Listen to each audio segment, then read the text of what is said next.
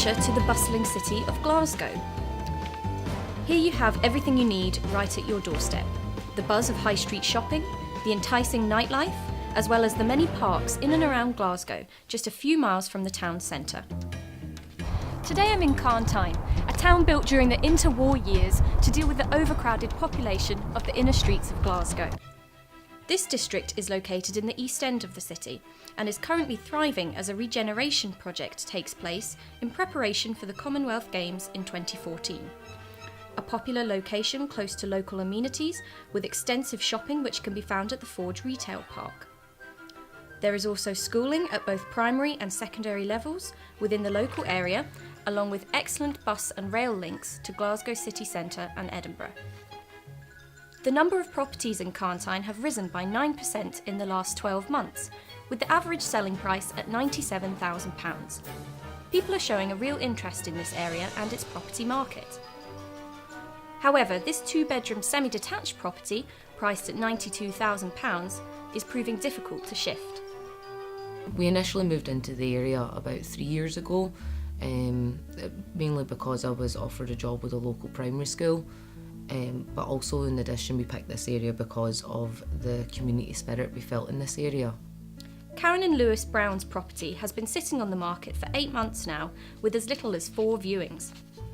The young, vibrant couple moved in 3 years ago, and with the lively activities taking place in the city centre, only 2.8 miles away, it was ideal for their first home together. Unfortunately, Lewis was made redundant, so with just my teacher's salary, we couldn't afford to keep this house on, I'm afraid. With hundreds of property sales under my belt, I'm determined to help sell this one. While Karen and Lewis are out, I'm going in. If I'm to sell this property, I need to investigate what areas need to be improved. The first room we enter into is the master bedroom. Wow. Okay, well, it's just bags of clothes and utter rubbish, really. It's a wonder they could move, let alone finish the decorating. It appears they've started decorating, but they haven't had time to finish for some reason. Now to take a look at the living room.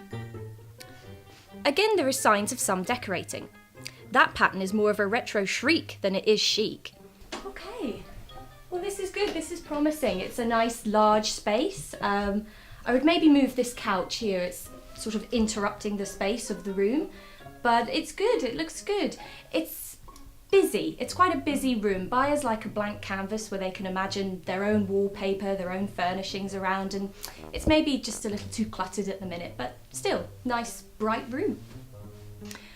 Although I'm loving the bear motif, this wallpaper, not so much. It's as if it's actually already started to peel itself away from the wall. Some might say this decor is overbearing, or even unbearable. It's so frustrating to estate agents because it can be fixed really cheaply, really easily, and it makes the world of difference to a buyer. I can see a crack here along the middle of the ceiling, which could be cause for concern. Wide, long, or multiple cracks on your ceiling mean it's probably time to call a professional. The location of the crack is a good way to determine whether or not there are larger issues at play. Although cracks along the edges of a ceiling are a normal part of a home's settling or movement, if it is across the middle of a room, it can be problematic.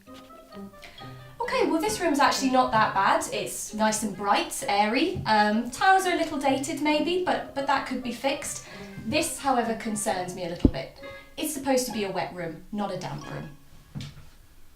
Each year, the average home in the UK copes with around 25,000 gallons of rainwater, so it is no surprise that damp can become a big problem for many.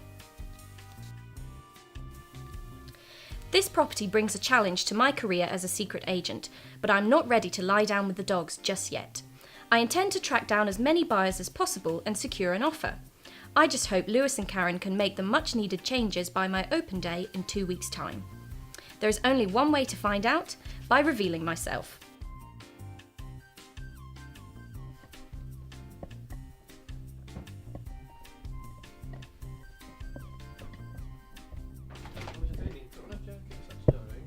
Hello. Oh! Hello. Hello. How are you? Sorry, I'm just in your house here. Nice to meet you. I'm here to help you sell your house. Oh, alright. Thanks. She's off the telly It's perhaps, alright. it's fine. How's it been trying to sell the property? Quite difficult recently. I've been out of work, so we've been low in funds. Mm-hmm. We haven't been able to finish any of the decorating we've done. We started a while back, but just not got the money to complete it. Yeah. And do you have a lot of time to make the improvements, or? Well, I'm focusing on getting work Yeah. just now, and you're working full time, so there's just Yeah. Just not enough time. no. And I understand you've had a couple of viewings. Have you had any feedback, or? We've had some feedback. I mean, there's been no offers on the table, but generally we've been told it's a bit overpriced for this area, but we just can't afford to lower it, I'm afraid, any further. Yeah. It's happy faces and smiles at the moment, but I'm going to have to dive into my examination of each room. The first thing we have to address is the personal style. With so many fixtures left unseen to, buyers will not even consider a property if they know they're going to have to spend thousands of pounds on it. They'll need to make these improvements if I have any chance of making a buyer put in an asking price offer.